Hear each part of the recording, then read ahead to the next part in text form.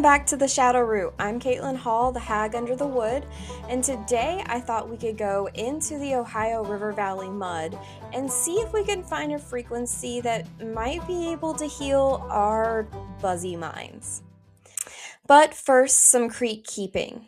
I am new to this podcasting thing, and it totally slipped my mind to provide you all with how often these episodes are going to be coming out so you can look forward to them or look forward to the long form content that goes along with each of these episodes inside of my Substack. I'm going to rectify that right now. So I'll be sharing a new episode every other Thursday. I apologize. So every other Thursday. I wish I could do these more often, but with being a full-time educator and a moss boss running my apothecary, keeping my goats from getting out, and eating all of my porch plants, there just really isn't enough hours in the day yet. Summer is coming, and so I am hoping that with a little extra time during the summer, maybe I can do some more of these. Also, I want to give you an idea of what the structure of these episodes are going to be each week. I really like structure. I like to know what to look forward to in each episode, and if you're like me, you would want to know this too. So I'm going to start each episode with our Creek Keep updates, which are just things that are going on in my life, what's happening with the apothecary, what's going on in the farm, some new Magnus or Bryn or puppy stories that come up during the week. We honestly, we're wild. We're feral people out here. So crazy things happen, and I would love to share those funny little quirky stories with you. So those sorts of things. And then if you're local or in the southern Indiana, like Ohio Valley region area, I do host quite a few events or classes throughout the year. And so I would like to share that sort of information with you guys in the Creek Keeps. Following that, I'm going to be sharing a story written by me, and each story for the week is going to do a couple of different things. It's going to align to some sort of nervous system tending suggestion, and it's also going to give you a little backstory for Lunathere's Heir, my Shadowroot trilogy that I'm writing. Nettie Calethorn is the main character in the first book, or through the three books, and she is from the Ohio River Valley. She's actually from Augusta, Kentucky. We will talk about that a little bit more here shortly. But it's important to me that as I'm doing my research, because this is how I learn, how I'm doing after I'm doing my research and all of the things, and typing these things out, sharing these stories with you all, and giving you an idea of what it's like to be Nettie, what Nettie's home life used to be like, what her environment, the geography of her place was like, and just give you a better idea of who she is as a character and the setting in which most of her story takes place in. Each episode will also have an herb associated with it, and it's going to go along with the story, as well as the nervous system tending suggestions based on, it all flows together. I like when it weaves in and out like that.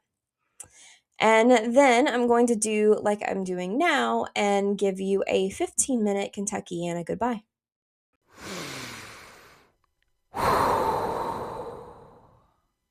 Let's talk about life at Elder Creek.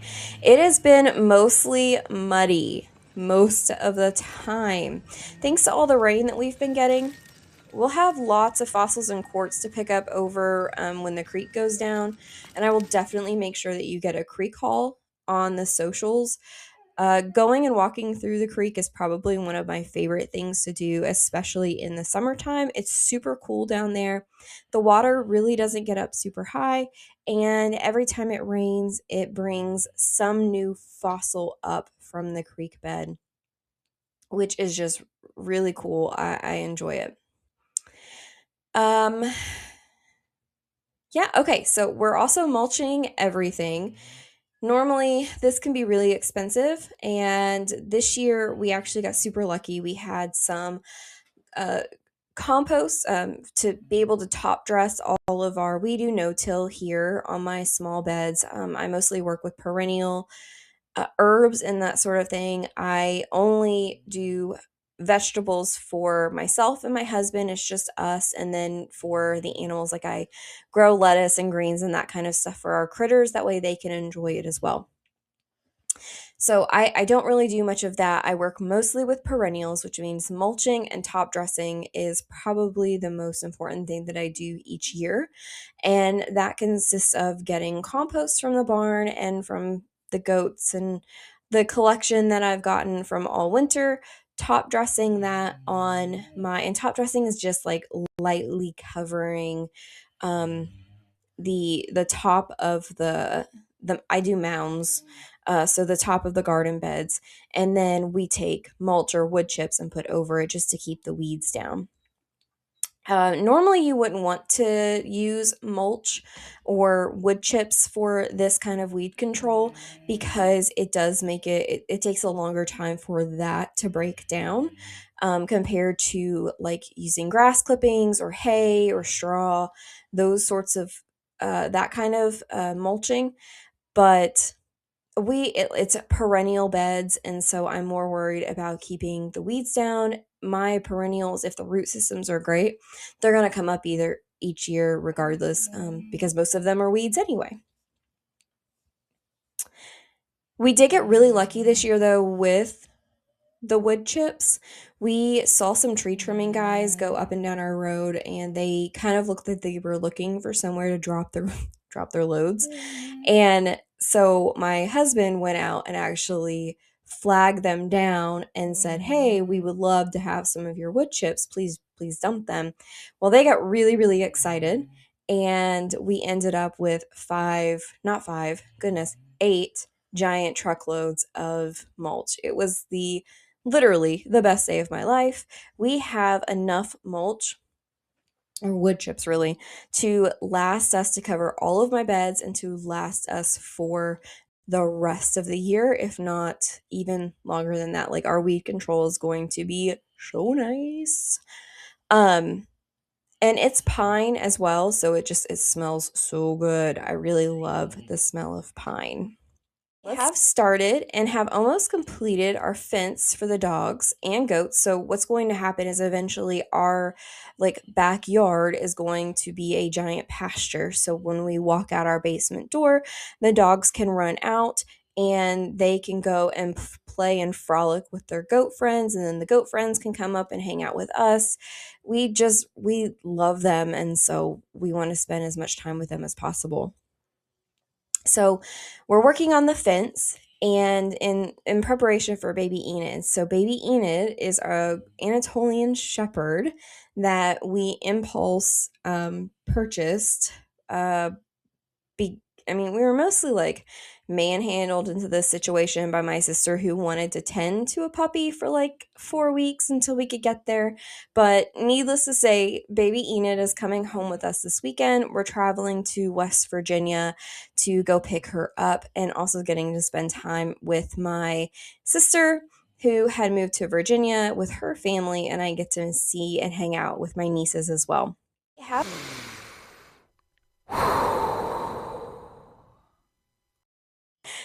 Some new and exciting things are coming to the apothecary. Soon, the farm stand will have Bryant skincare essentials available for local pickup. We love her soap. Calendula is the best. And this month's infusion, that's new product line going into the apothecary, is Rowan Raccoon and the Nightjar Owl. The nightjar owl in the Ohio River Valley is a bird that doesn't just sing, it hums. The nightjar is a master of camouflage, a leaf mimic that sleeps in the forest floor and only wakes when the shadows grow long. As someone who has spent years navigating the buzz of a classroom and now the shifting tides of my own late 30s body, I know that sometimes sleep isn't just about closing your eyes, it's a whole transition. It's about moving from the toil to the Z's. Coming to an end of this month, Elder Creek Apothecary, Rowan Raccoon, and the Nightjars. A line of deep rest rituals designed to hush the hive and anchor your spirit into the quiet limestone cold frequency of the dusk. Stay cozy, stay wild, and let the nightjar lead you home. But until then, check out Rowan's Adventures with the Bees and Bunnies, our nervous system and child care products that already have a quirky little story attached. Save the date! I'll be teaming up with another master gardener and herbal enthusiast to share the gospel of herbs in our class series, Hags and Herbs. The first class will explore rosemary, getting to know the historical uses of the fragrant plant, as well as how you can bring her into your life as your Lord and Savior today. $15 gets you all the herbal knowledge in our two brains combined can hold in a plant. This will be May 7th at the Scott County Historical Society and Museum in Scottsburg, Indiana. Call the museum to reserve your spot. Do it for the bees! One night, an idea struck me. What if I celebrate my half birthday and help my favorite critters of all time? And at the same time, a gathering of earth tenders would have to happen, and so I scouted far and wide for local DNR professionals, Purdue master gardeners, local farms, and so many cool people. And I asked them to set up information booths, taste testing stations, and kid-friendly activities so the public could explore easy ways to keep our planet alive. The best part is it's absolutely free. We are hoping through this gathering we can educate others about safe pollinator practices as well as be inspired, goodness, see, that's how excited I am, by the very cool flora and fauna in our area. Come out to Clark State Forest in Henryville, Indiana, June 20th from 9 to 3 p.m. P.S. I do have a GoFundMe set up for this. You are not obligated to donate at all. The proceeds will be going towards paying for our setup at the park, to just pay for our park expenses, and then whatever's left over is going to be donated to either a park or for future educational opportunities like this. All right. Let's get into today's topic, the bio-acoustics of the Ohio River Valley. Today I'll be reading from my essay of the same name, which I have published on Substack. Check out the cellar door for more Ohio Valley folklore and personal narratives. This work is part artistic expression, part a desperate need to make sense of my experiences through the lens of the history that creates familial trauma. I come from a home steeped in generational trauma and abuse. I now see it as an expression of the same desperation to find meaning. I'm using my story, my family history, weaving it with the lore of the Ohio River Valley to build the world Nettie knows in Lunathire's air. I explore the history not to excuse the behavior, but so we can see the traps. But today we are going to talk about the frequency of frogs, the memory of Rosemary, and how we can use both to soothe our nervous system.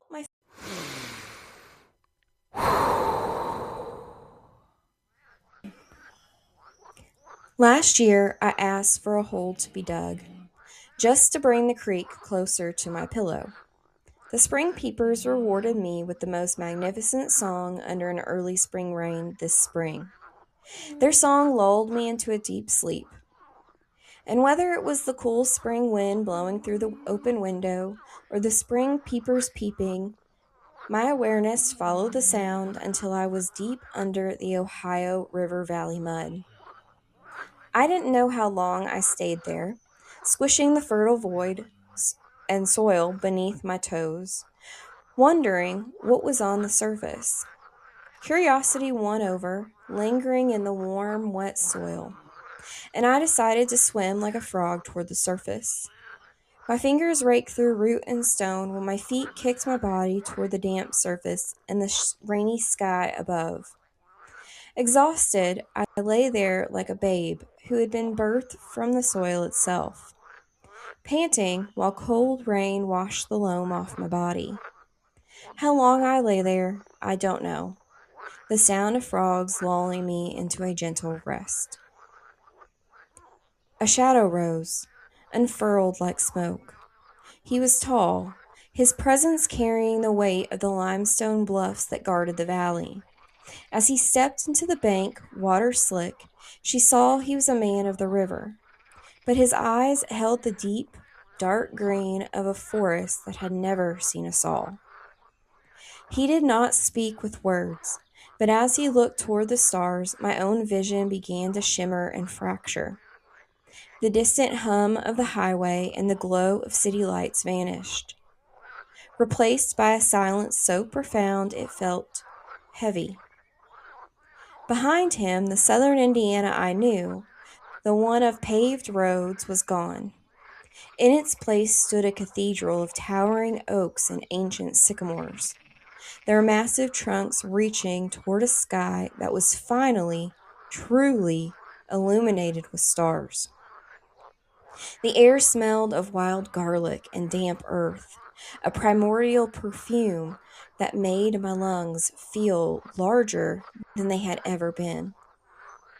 He turned his gaze back to me and gestured toward the water, where the Ohio ran wide and shallow, its bed clear enough to see the shimmering mussels below. It was a world where the land was not a resource to be spent, but a relative to be honored. I realized that when the river just wasn't a border between Kentucky and Indiana. It was a bridge between the woman I was and the vessel I was becoming. The riverside melody I had been listening to before bed still echoed in my mind, but it had slowed, matching the pulse of the man who stood before me, the guardian of a garden I was now being invited to tend. He began to walk, and I followed, my feet finding the rhythm of his heavy, deliberate steps. As he moved away from the bank and into the shadow of the sycamores, the sound of the frogs did not fade. Instead, it deepened, vibrating through the soles of my feet until it matched the low, constant drone of the piano I heard before sleep took me. The trees here were not like the ones on my farm. They were the standing people, giants, with bark like ancient armor. He stopped before a massive white oak and placed a hand against his side. At his touch, the tree seemed to thrum. I reached out and mirrored his movement, my palm meeting the rough, damp surface.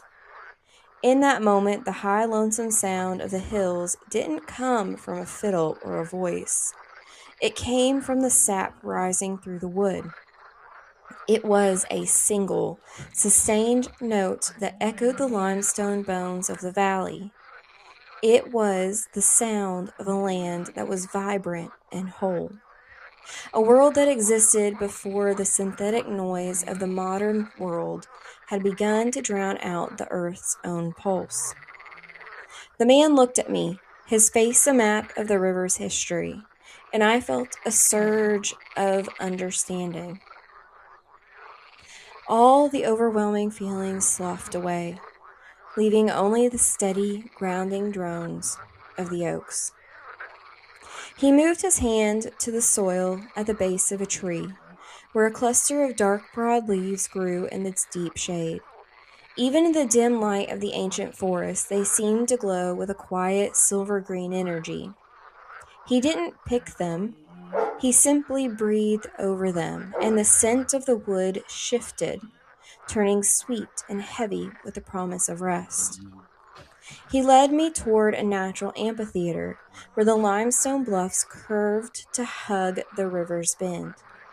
Here, the air didn't just carry sound, it amplified it, creating a natural reverb that matched the hollow, ghostly echoes of Agnes Obel's vocals. I began to hear it then, not as a band playing, but as the land itself vibrating. It was the high, lonesome sound, but stripped of its modern varnish. It was the object, the sharp, piercing harmony of the wind through bluffs and branches. layered with over a deep rhythmic thrumming that sounded like a dozen banjos being played with claw hammer precision. In this Indiana, the music wasn't a performance, it was a locative pulse. It was the sound of the pentatonic scale, the old-time notes that had traveled from across the sea and settled into the Appalachian hollows before drifting down to the river to us. It was music that didn't need to resolve, a drone that stayed steady when the spirits of the valley danced over top. The guardian stopped and looked toward the Kentucky side of the water, where the Palisades rose like dark towers. He gestured to the rhythm of the waves hitting the rock, a perfect 6/8 time. I realized the riverside melody wasn't Danish at all in this space. It was the universal lament of the water dwellers. The sound was a weighted blanket for my weary mind. For a sensitive soul used to the jagged, unpredictable noises of the city, this modal drone was a sanctuary. It was a song that prioritized the comfort and cozy of a shared heartbeat over the pursuit of gold. I looked down at my hands, and for a moment they seemed to be made of the same limestone and silt. I wasn't just listening to the music of Kentuckiana, I was resonating with it. He reached into the shallow water at the river's edge, his hands disappearing into the soft velvet mud of the bank. When he withdrew it, he wasn't holding gold or manufactured trinket. He held a small, smooth stone of bluegrass limestone, encrusted with the fossilized remains of a sea that had dried up millions of years ago. He pressed the stone into my palm. It was cold, vibrating with the same low-frequency drone that had anchored the entire vision. As my fingers closed around it, he leaned in, and for the first time, I heard his voice. It wasn't a human whisper, but the sound of a dulcimer's low string being struck in a darkened room. "Remember the drone," he seemed to say. "The world will try to make you sharp, but you are made of the river's curve." The 6/8 rhythm of the water began to accelerate, and the 1-2-3 pulse growing louder until it merged with the frantic, joyful chirping of the spring peepers outside my window. The ancient forest began to dissolve, the towering oaks softened into familiar shadows of my bedroom furniture. The heavy, humid air of the pre-colonial valley was replaced by the crisp spring breeze blowing through.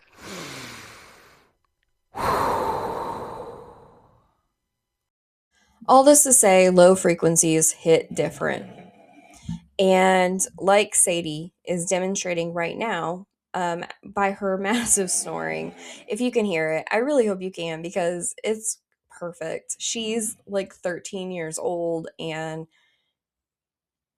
she has been the pain in my side for 13 years. Um, I'm gonna miss these snores. So let's get them on camera for a second.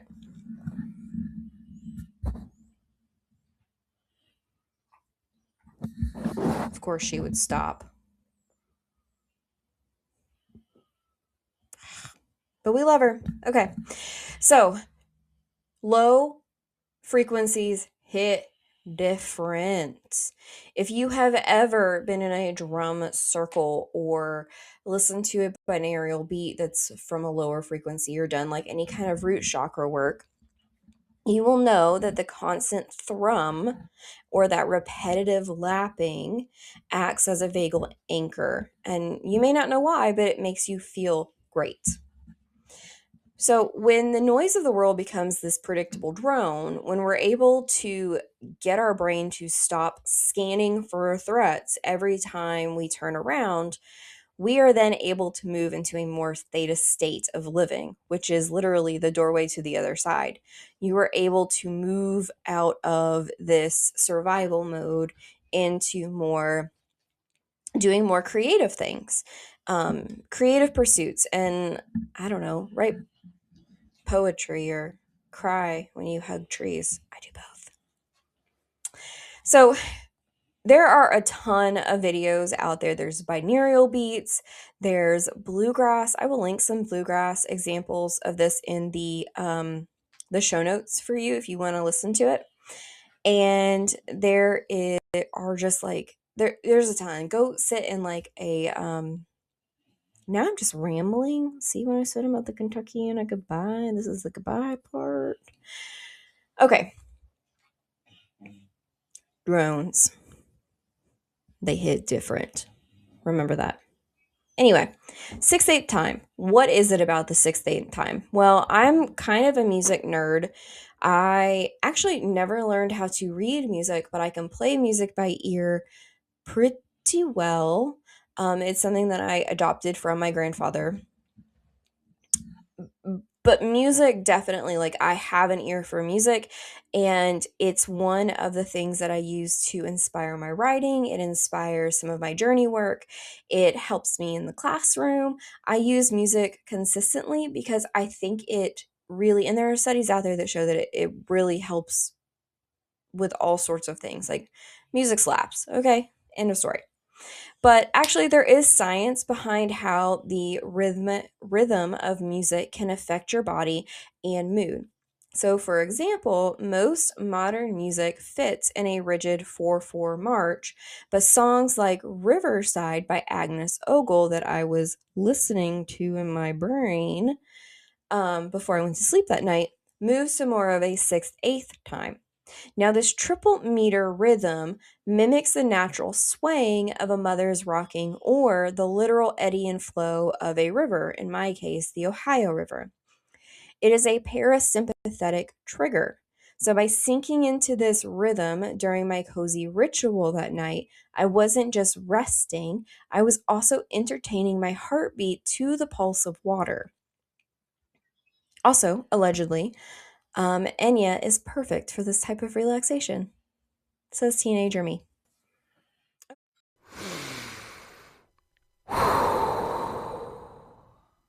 Okay, so how does all of this tie into Lunathire's air? Why are we talking about how the music of water or nature can help you with your nervous system? And what does that have to do with Nettie and Lunathire's air? Everything. Okay, so Nettie Calethorn is from Augusta, Kentucky. Why did I choose Augusta, Kentucky? It is where my familia is from. Here. See, aren't they pretty? And that is where I'm doing a lot of my genealogical work right now. My brain lives in Augusta, Kentucky, and so it's a huge part of the inspiration for Lunathire's air. I'm intertwining my own genealogical insight and discovery and research into writing Lunathire's air, as well as the history of the area and some of the folklore practices that would have been something that Nettie would have learned from her grandparents. I also, Nettie is incredibly sensitive. She is a very neurodivergent person and has created or learned how to create systems of resilience for her to live normally in the quote unquote human world. She gets burnt out fairly quickly. She needs time away. And so, a place where Nettie goes pretty consistently is to the water. And so, we're going to learn more about why that is here in the future. But she pretty consistently goes to the water. And she enjoys that sense of rocking. It soothes her. It makes her feel very good. And so this is a coping mechanism for Nettie.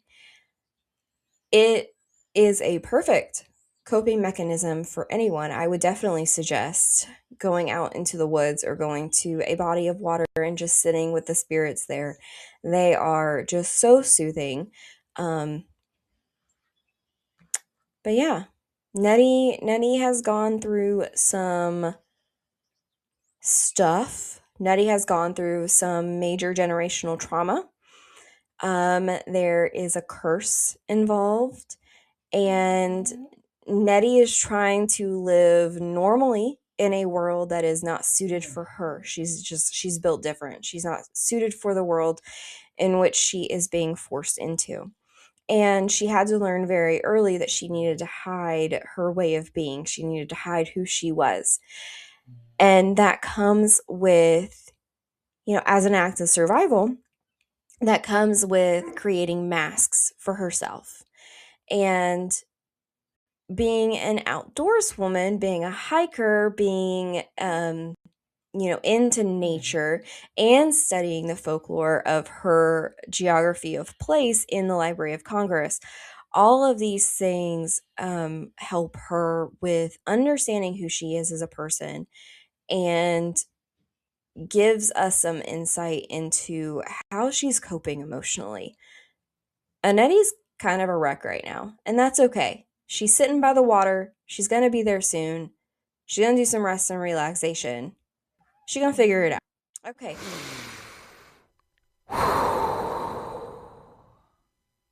Okay. So, the herb of the episode is rosemary for recalibration. Rosemary clears the fuzz so you can hear the drone again.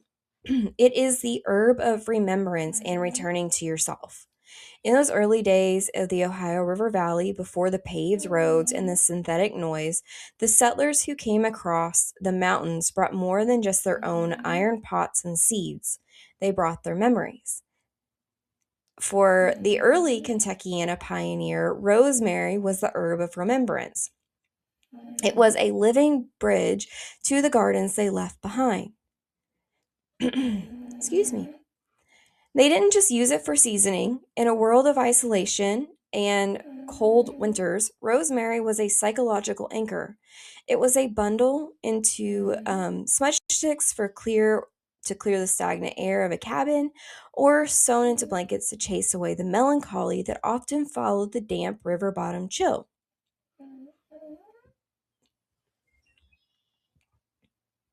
To the frontier herbalist, rosemary was a hot herb, a fire starter for the mind that kept the spirit from going cold. Rosmarinus officinalis, also known as dew of the sea, is a circulatory stimulant and a nervine. It helps with increasing flow of blood to the head and can be super helpful for restoring cognitive function, kind of just giving your brain a little bit of juice, you know what I mean? It helps with memory retention. You're just feeding your brain some good stuff, and it's helping reduce some of the things that would cause your brain to not hold on to those memories. Rosemary is the first plant that we will be discussing in our Hags and Herbs class series at the Scott County Museum here in Scott County, Indiana. I'm really excited about it. I'm excited about sharing a little bit more about rosemary, and especially some of those folk or like early settler uses for rosemary, which fascinates me. This plant will be going into the Scott County Museum settler garden once we get that established. And we're going to continue this series. I will definitely be writing an essay about rosemary here soon, how the early settlers might have used it, and get more into the historical side of things. I'll give you an update about that here soon. Check that out on Substack. So, as always, I'm the Hag Under the Wood. The other side is always right here, and all it takes is the right tone and the courage to let the water take you. Stay cozy and stay wild. Find the deeper stories at the Cellar Door on Substack, produced at Elder Creek. Okay. Blue moon up, Kentucky, keep on shining. Shine on the one that's gone and said goodbye.